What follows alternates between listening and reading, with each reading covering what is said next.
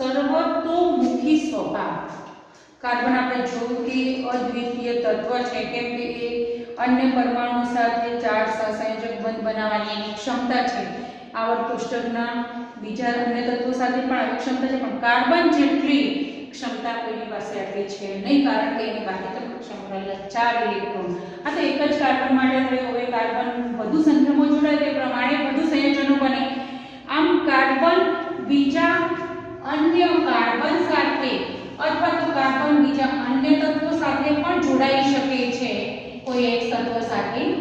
આપણે અહીંયા કાર્બનિક સંયોજનો વિશે આપણે જોવાનું છે, એટલે કાર્બન અન્ય કાર્બન સાથે બીજા કાર્બન સાથે જે જોડાય છે એ જોડાવાનો જેનો ગુણધર્મ છે એ આપણે જોયું કે બાહ્યતમ કક્ષામાં રહેલા 4 ઇલેક્ટ્રોન એ ભાગીદારીમાં મૂકે છે, એના કારણે એ અન્ય તત્વો સાથે જોડાય છે।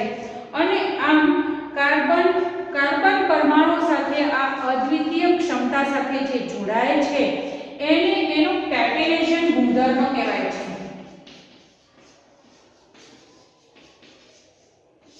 આ કેટેનેશન ગુણધર્મના કારણે જ કાર્બન આટલા બધા સંયોજનો બનાવે છે। આ કાર્બન અન્ય કાર્બન તત્વો સાથે જોડાય છે ત્યારે કેટલાક કાર્બન તત્વો એની આવી સરળ શૃંખલામાં જોડાય છે, કેટલાક કાર્બન તત્વો અન્ય કાર્બન તત્વો સાથે આવી ઉપશૃંખલામાં પણ જોડાય છે, અને કેટલાક કાર્બન તત્વો આની આવી વલયાકાર રચનામાં પણ જોડાય છે।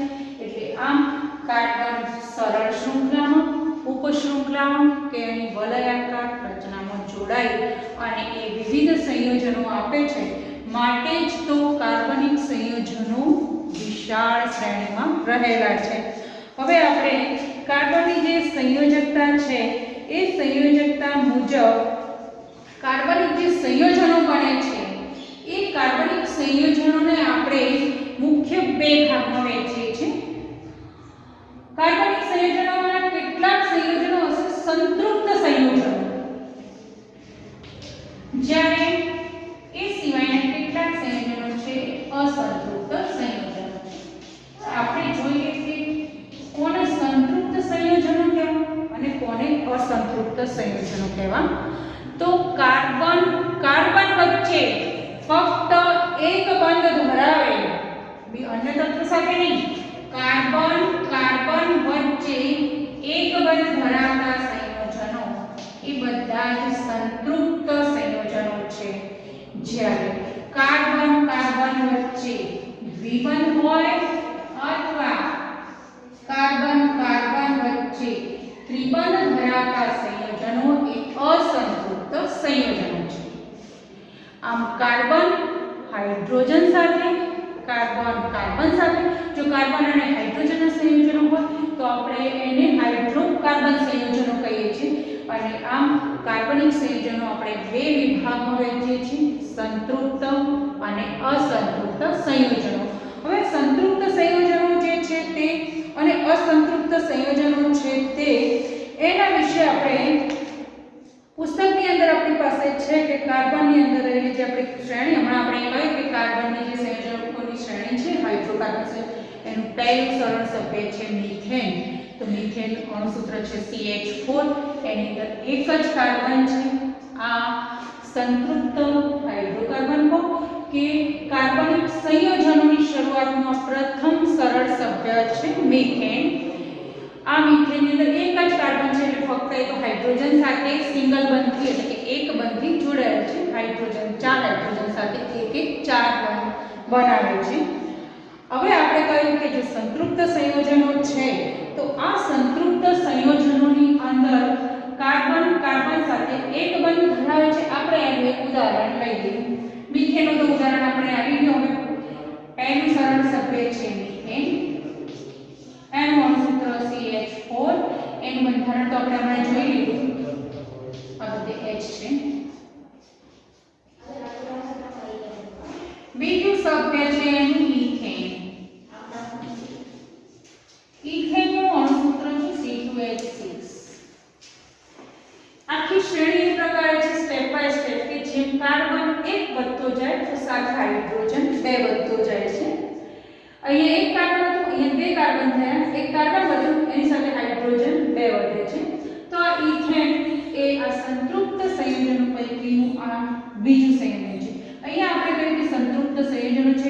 કાર્બન વચ્ચે એક બંધ છે તો આપણે એનું બંધારણ બનાવીએ. બે કાર્બન છે એટલે કાર્બન અને કાર્બન કાર્બન વચ્ચે કેટલો બંધ છે? એક બંધ જ હોય અહીંયા એટલે એક બંધ બનાવીશું.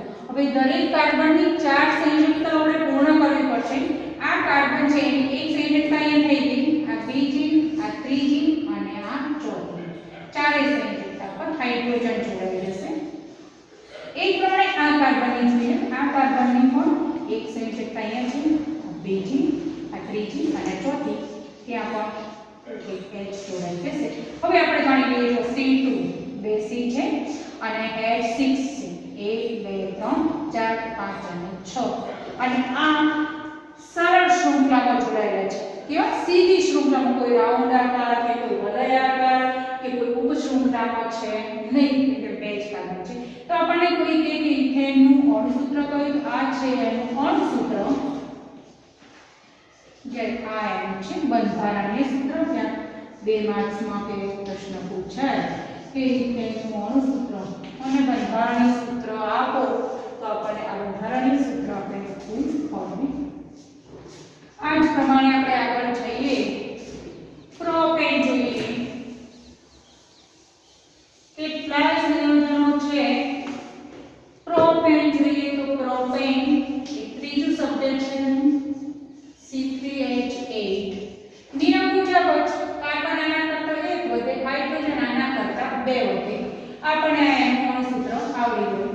કઈ રીતે એનું બંધારણીય સૂત્ર કયું છે તો આપણે કહીએ કે સંતૃપ્ત સંયોજનો કઈ રીતે જોડાય છે? એક બંધથી જ કાર્બન કાર્બન વચ્ચે 3 કાર્બન છે પણ તે દ્વિબંધ છે અને એક બંધ છે.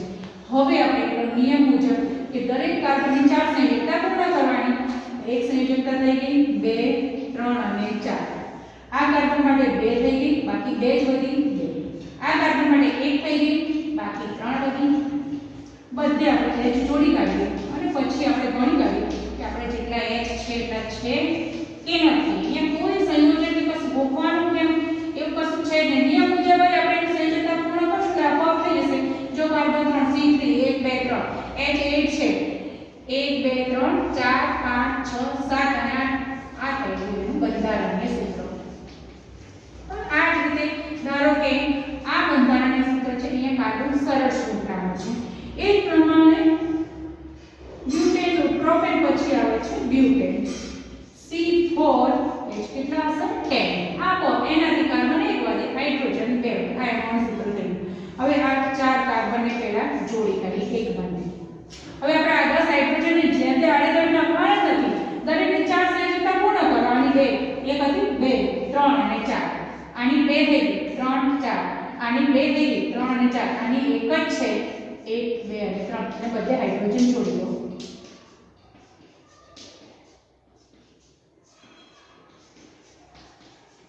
આપો આપણું C4 થઈ ગયું.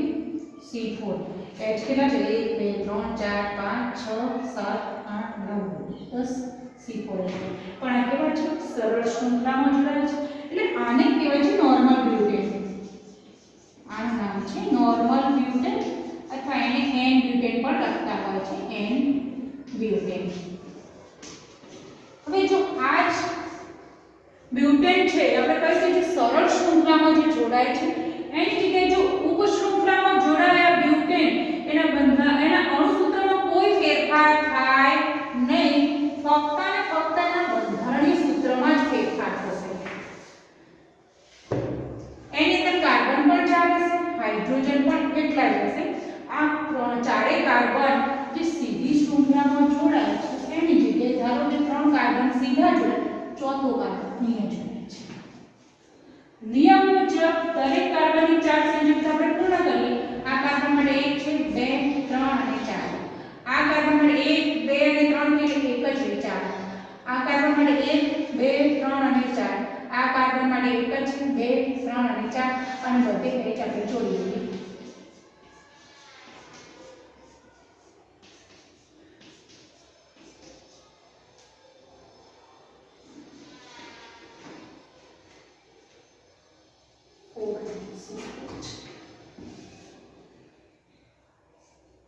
ચાલો કાર્બન છે 1 2 3. આ કાર્બન માટે 2 3 અને 4. આ કાર્બન માટે 1.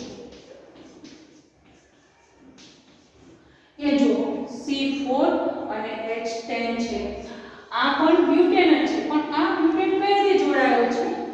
અરે ચોથો કાર્બન તો છે નહીં. 1 2 3 4 અહીંયા 4 કાર્બન થઈ ગયા એટલે C4 તો છે અને C4H10 આ પણ બ્યુટેન છે. તો આ ઇન્ડિવિડ્યુઅલ બંધારણ બને ત્યારે આને કેવું બ્યુટેન કહેવું? આ જો સીધી શૃંખલામાં જોડાય તો આપણે એને નોર્મલ બ્યુટેન કહીએ છીએ. જ્યારે આવી ઉપશૃંખલામાં જોડાય ત્યારે આપણે એને આઇસોબ્યુટેન કહીએ છીએ.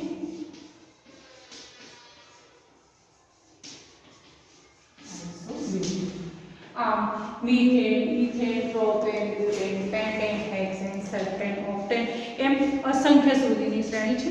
ધોરણ 10 ની અંદર આપણે વધુમાં વધુ ઓક્ટેન સુધી છે આપણી પાસે.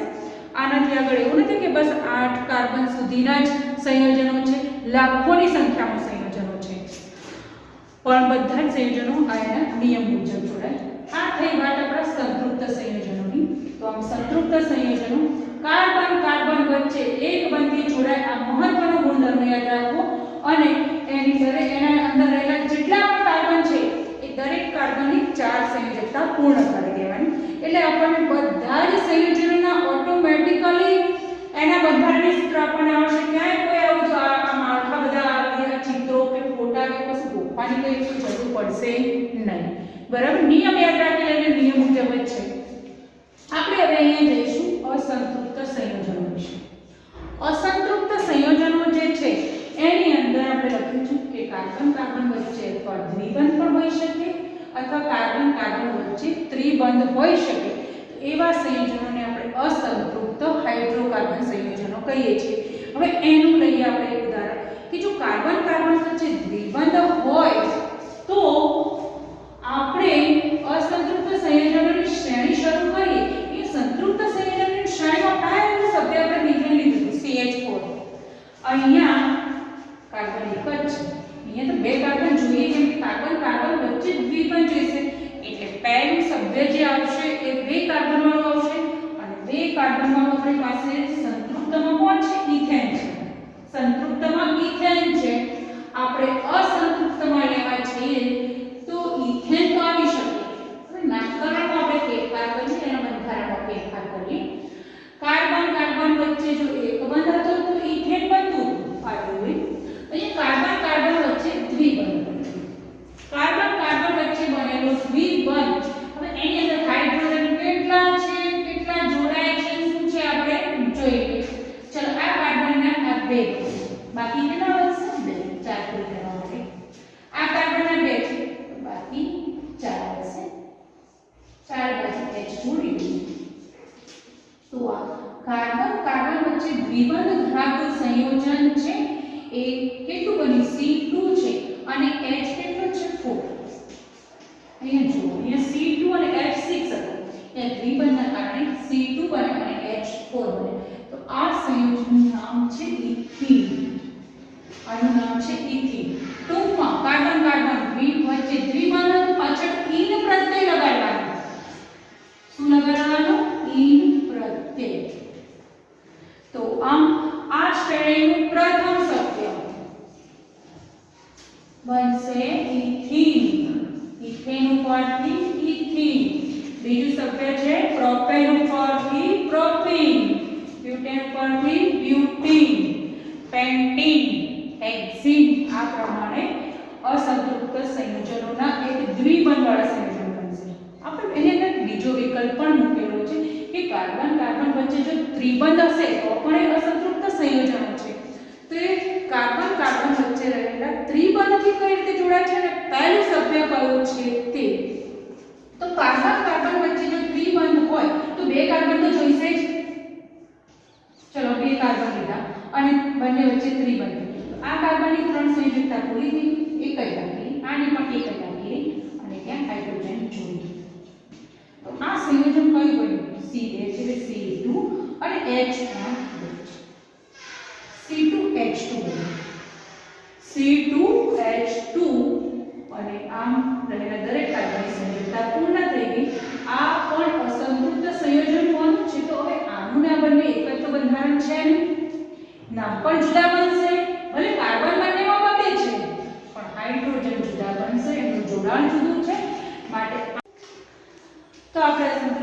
સંયોજનો કાર્બન કાર્બન વચ્ચે દ્વિબંધ માટે તો જોઈ ગયા કે પ્રથમ સંયોજન છે ઇથીન. ઇથેન બને નહીં. એનું બંધારણીય સૂત્ર તો આપણે કોઈને પણ આંખો મીચીને એના નિયમ મુજબ આપણે જઈએ એટલે બંધારણીય સૂત્ર બની જશે. આવા તો લાખો સંયોજન છે, બધાના બંધારણીય સૂત્ર આપણે બનાવી શકીએ. એનો નિયમ આપણને યાદ હોય તો આપણે ઇથીનનું બંધારણીય સૂત્ર બનાવી દીધું. બે કાર્બન કાર્બન વચ્ચે દ્વિબંધ કરી દીધું. બાકીની દરેક કાર્બનની ચાર સંયોજકતા પૂર્ણ કરી દીધી. બંને હાઇડ્રોજન જોડી દીધું. આપણે એની અંદર કેટલા કાર્બન કેટલા હાઇડ્રોજન એ ભલે આપણને યાદ ન હોય, આપણે એનું બંધારણ સૂત્ર બનાવીને કાર્બન હાઇડ્રોજન આપણે જોડી શકીએ. હવે અસંતૃપ્ત સંયોજનોમાંનો એક બીજો વિભાગ આપણે અહીં મૂક્યો છે કે કાર્બન કાર્બન વચ્ચે દ્વિબંધ હોય તો પણ અસંતૃપ્ત છે, અથવા કાર્બન કાર્બન વચ્ચે ત્રિબંધ હોય તો પણ એ અસંતૃપ્ત હાઇડ્રોકાર્બન સંયોજનો છે. હવે ત્રિબંધ સાથે કઈ રીતે જોડાય છે તે આપણે પહેલા આ બે કાર્બન લઈ લીધા. આ બે કાર્બન વચ્ચે ત્રિબંધ મૂકી દીધું. બરાબર. હવે આ કાર્બનની ત્રણ સંયોજકતા અહીંયા છે, ચોથી સંયોજકતા આપણે હાઇડ્રોજન જોડી દીધું. એ જ પ્રમાણે આ કાર્બનની ત્રણ સંયોજકતા તો અહીંયા છે, ચોથું હાઇડ્રોજન જોડી દીધું અને આપણને મળી ગયું એનું સૂત્ર. વળી લખી દો C2 અને H પણ 2 છે એટલે C2H2.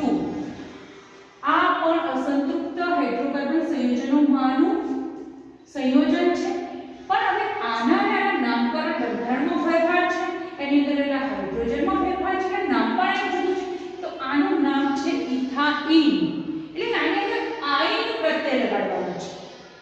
તો અસંતૃપ્તમાં બે ભાગ પડશે, દ્વિબંધવાળા અને ત્રિબંધવાળા કાર્બન કાર્બન વચ્ચેના. દ્વિબંધવાળામાં ઈન પ્રત્યય લાગશે, ત્રિબંધવાળામાં આઇન પ્રત્યય લાગશે. દ્વિબંધવાળા જે છે આને એક નામ છે આલ્કીન સંયોજનો કહેવાય છે. દ્વિબંધવાળા જે છે એને આલ્કીન સંયોજનો પણ કહે છે. આલ્કીન એટલે ઈન પ્રત્યય આવી જાય. અને ત્રિબંધવાળા છે એને આલ્કાઇન સંયોજનો કહે છે. આઇન પ્રત્યય આલ્કાઇન. અને આ એક બંધવાળા સંતૃપ્ત જે છે એ આલ્કેન સંયોજન છે, એમાં એન પ્રત્યય. કોઈમાં પણ અણુસૂત્ર બંધારણ સૂત્ર કશું જ ગોખવાનું નથી. આમાં બધામાં એન પ્રત્યય આવે. Methane, ethane, propane, butane, pentane, hexane, septane, octane આ રીતે 8 એન પ્રત્યય. આપણે દ્વિબંધવાળામાં ઈન પ્રત્યય આલ્કીન સંયોજનો ઈન પ્રત્યય છે એટલે ઇથીન. એમાં મિથેન ના બને. કેમ ના બને મિથેન? કેમ કે કહ્યું છે આપણે સ્પષ્ટ કે કાર્બન કાર્બન વચ્ચે દ્વિબંધ હોવો જોઈએ. મિથેનમાં તો એક જ કાર્બન છે. માટે આ શ્રેણીનું પ્રથમ સભ્ય બનશે બે કાર્બન વાળું અને બે કાર્બન વાળું ethene, propane, butane, pentane, hexane, septane, octane. એ જ પ્રમાણે આપણું આ અસંતૃપ્ત હાઇડ્રોકાર્બન સંયોજનોમાંનું આલ્કાઇલ સમૂહનું પ્રથમ સભ્ય બનશે ઇથાઇન. આઇન પ્રત્યય લગાવી બે કાર્બન વચ્ચે. Ethyne, propyne, butyne, pentyne, hexyne, septyne, octyne. પાછળ આઇન પ્રત્યય લગાડે છે એટલે આપણને સંયોજનો મળશે. આમ આપણે અહીંયા 8 કાર્બન સુધીના સંયોજનો આલ્કીન, આલ્કીન અને આલ્કાઇન સંયોજનો વિશે જોવાનું છે. આગળ તો આવા તો વિસ્તૃત લાખોની સંખ્યામાં સંયોજનોની શોધ થઈ છે અને બધાના અણુસૂત્ર બંધારણ સૂત્ર ભલે તમને નથી આવડતા કે મને નથી આવડતા, પણ જો આપણે નિયમ મુજબ લેવા બેસીએ તો લાખોની સંખ્યાના સંયોજનોના અણુસૂત્રોને આપણે બંધારણીય સૂત્રો સરળતાથી આસાનીથી બનાવી શકીએ. માટે આ બધું આપણને એમ લાગે કે આ બધા કેટલા બધા સૂત્રો ક્યારે કઈ રીતે યાદ રાખવા, તો એના માટે કોઈ ગોખવાની કે કોઈ માથાકૂટની જરૂર નથી. ફક્ત અને ફક્ત એના નિયમો જ. કાર્બન કાર્બન વચ્ચે એક બંધ, કાર્બન કાર્બન વચ્ચે દ્વિબંધ અને કાર્બન કાર્બન વચ્ચે ત્રિબંધ. આમાં એન પ્રત્યય, આમાં ઈન પ્રત્યય, આમાં આઇન પ્રત્યય. આનું પ્રથમ સભ્ય મિથેન, આનું પ્રથમ ઇથીન અને આનું ઇથાઇન. અને આમ આપણે આ સંતૃપ્ત અને અસંતૃપ્ત હાઇડ્રોકાર્બન સંયોજનોને આપણે આ રીતે લખી યાદ કરી અને નિયમ જ ફક્ત યાદ રાખવાનો. કોઈ પણ બંધારણીય સૂત્ર પૂછાય કે પ્રોપાઇનનું બંધારણીય સૂત્ર અને અણુસૂત્ર લખો, આપણને નથી ખબર. ચલો મેં અહીંયા લખ્યું નથી પ્રોપાઇન, આપણે લખવું છે ચલનીય મુજબ પ્રોપાઇન. પાછળ શું બોલાય છે? ઈન બોલાય છે. એટલે આપણને ખબર પડી ગઈ કે કાર્બન કાર્બન વચ્ચે ત્રિબંધ હશે. હવે પ્રોપાઇન બોલે એટલે કાર્બન કેટલા હશે? 3 હશે. કેટલા કાર્બન હશે? 3 કાર્બન હશે. કોઈ પણ કાર્બન આની વચ્ચે હોય ત્રિબંધ કે આની વચ્ચે હોય. ચલો આનો ત્રિબંધ થઈ ગયા. દરેક કાર્બનની સંયોજકતા આપણે પૂર્ણ કરી